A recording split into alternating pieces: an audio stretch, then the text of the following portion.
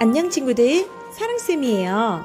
세계시민교육 첫 번째 시간, 오늘은 환경보호와 쓰레기에 대해 생각해보는 시간을 가져볼까? 안녕 친구들, 난 스콧이야. 1년 동안 아프리카로 떠난 내 친구 지우를 만나러 가기 위해 케냐로 가고 있어. 얘들아, 지우가 케냐에 있는 동안 벤 모리슨 아저씨와 라오해변에서 아주 재밌는 일이 있었다고 해.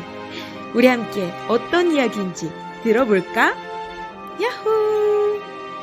굿바이 플라스틱 바다. 플라스틱 없는 바다를 만드는 플립플롭 원정대. 글 그림 김현수, 썬더키즈 출판사. 모두 모여봐요. 아빠가 커다란 지도를 활짝 펼치며 엄마와 지우를 불렀어요. 여기가 바로 케냐의 라무섬이야. 아빠가 1년간 생태 연구를 하게 될 곳이지. 그런데 이번에는 우리 가족이 다 함께 갈 거란다. 우와, 정말요? 우와, 야호, 신난다. 지우는 마음이 설레었어요. 케냐는 아프리카 대륙의 동쪽 해안에 있는 나라야. 영어를 제일 좋아하는 우리 지우가 금방 적응하겠는걸? 엄마도 덩달아 신이 났어요. 떠날 날이 다가오자 지우는 1년간 한국을 떠날 생각에 자꾸 시무룩해졌어요. 엄마는 지우를 꼭 안아주며 말했어요. 1년 후 다시 만날 친구들에게 라무섬에서 겪은 경험을 나눠주렴. 분명 모두에게 뜻깊은 선물이 될 거야. 엄마의 말을 들은 지우는 다시 설레는 마음으로 짐을 챙겼어요.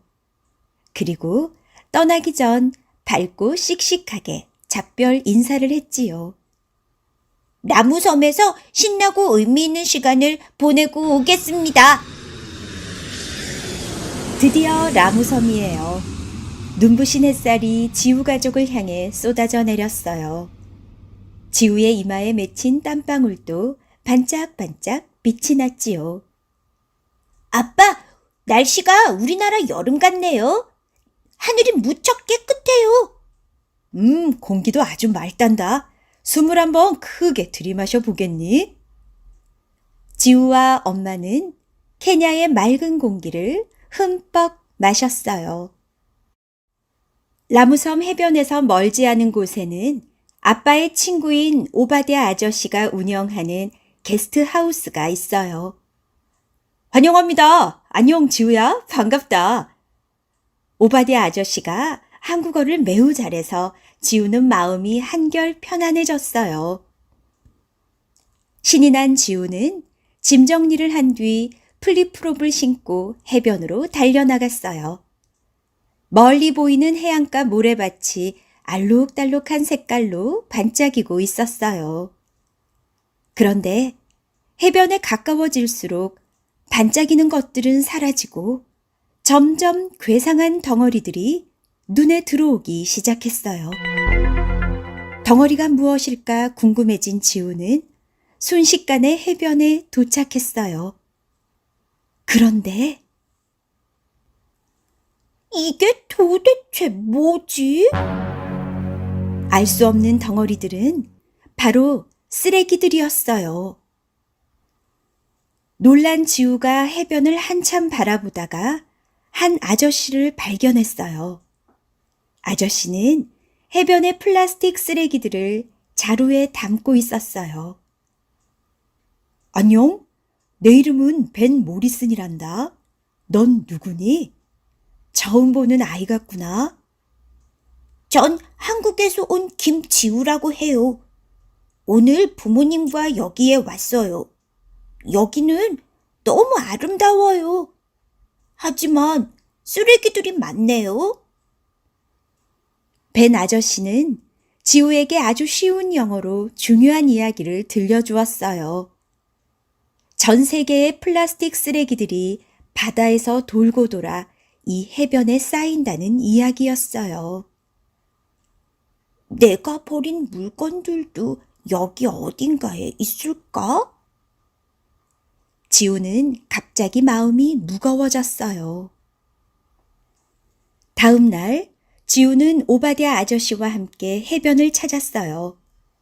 그때 마침 벤 아저씨가 쓰레기를 모으고 있었어요.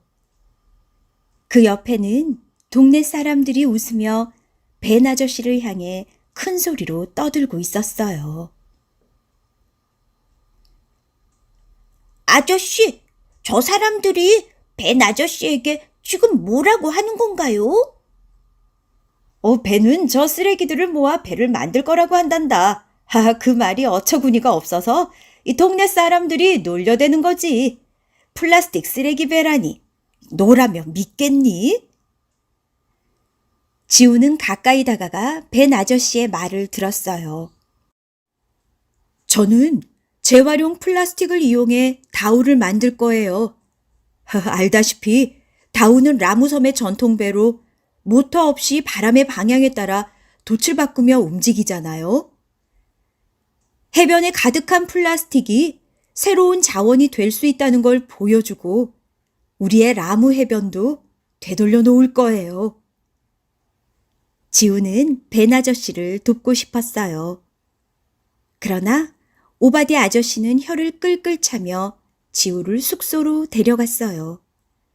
그리고 오바댜 아저씨는 혼잣말을 중얼거렸어요. 불쌍한 벤. 옛날의 아름다운 라무 해변은 이미 사라진 지 오래라고. 그날 이후 지우는 매일 아침 해변으로 달려가 벤 아저씨와 함께 해변의 쓰레기들을 주워 모으기 시작했어요. 해변에서는 종종 죽은 새들과 물고기들이 발견되었지요. 뱃속엔 썩지 않은 채 남아있는 플라스틱 조각들과 비닐들이 들어있었어요. 지우는 앞으로는 일회용품을 쓰지 않겠다고 굳게 다짐했어요. 어느 날이었어요. 오바댜 아저씨의 딸 트리비아나가 지우에게 다가왔어요. 지우야, 매일 아침 너 어디를 가는 거니? 트리비아나는 아주 쾌활하고 호기심 많은 친구였어요. 지우는 트리비아나에게 벤 아저씨 이야기를 들려주었어요. 너무 멋진 생각이다. 나도 함께하고 싶어. 지우와 트리비아나는 힘차게 해변을 향해 달려갔어요. 벤 아저씨는 지우와 트리비아나에게 플라스틱으로 만든 통나무를 보여주었어요. 우리가 해변에서 주운 플라스틱 쓰레기를 잘게 부순 뒤 녹여서 통나무 모양으로 굳히면 플라스틱 통나무가 완성돼. 우리는 이 통나무로 다우를 만들 거야. 지우와 트리비아나는 플라스틱 쓰레기가 통나무로 만들어지는 과정을 머릿속으로 상상하며 벤 아저씨를 열심히 도왔어요. 드디어 벤 아저씨는 본격적인 일을 시작했어요. 힘찬 표정으로 플라스틱 재료들을 하나하나 톱으로 자르고 손질했지요. 그렇게 다우의 밑동부터 만들어 나갔어요. 지우와 트리비아나도 시간이 될 때마다 벤 아저씨를 열심히 도왔어요. 드디어 벤 아저씨가 꿈꾸던 다우의 모습이 갖춰지기 시작했어요. 다우의 겉면은 해변에 버려진 플립플롭으로 꾸몄더니 더욱 근사한 배가 되었어요. 갑자기 해변이 소란스러워졌어요.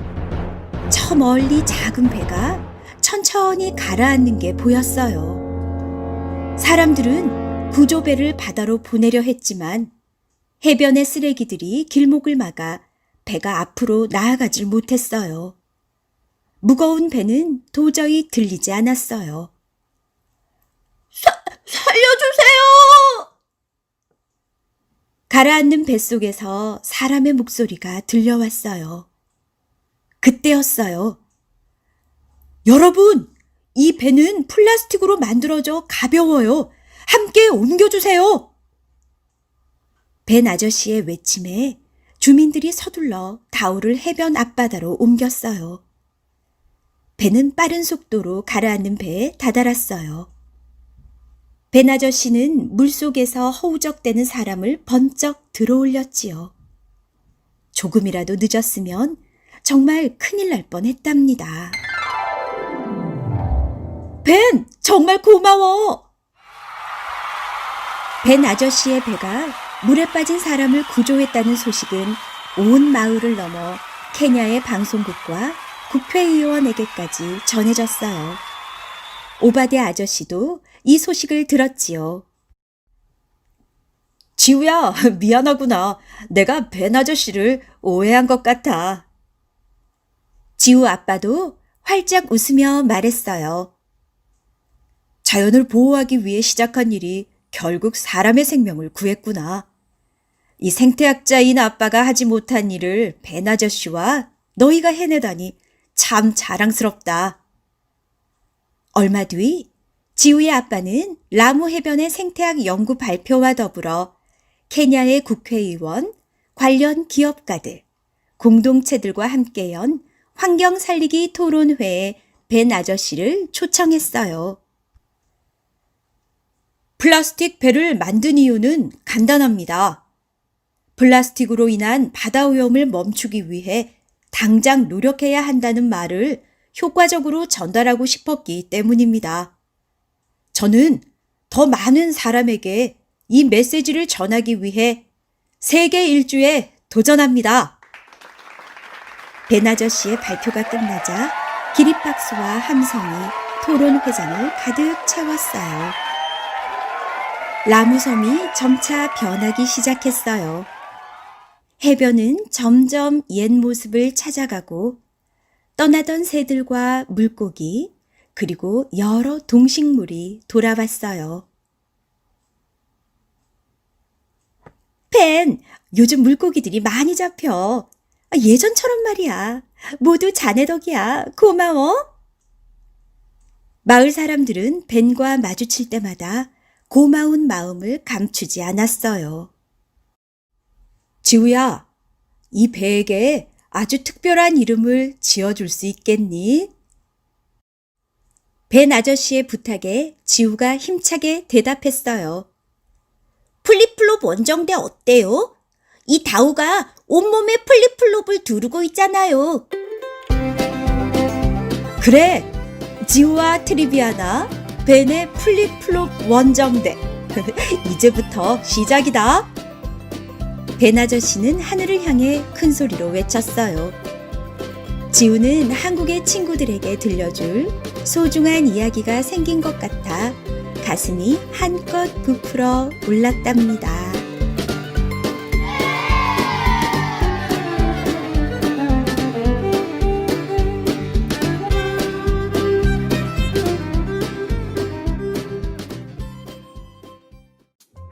우와, 우리 지유가 케냐에 있는 동안 아주 멋지고 값진 경험들을 했네.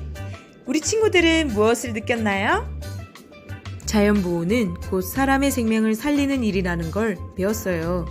쓰레기 분리수거만 잘해도 그런 일을 예방할 수 있겠죠? 맞아요, 스콧.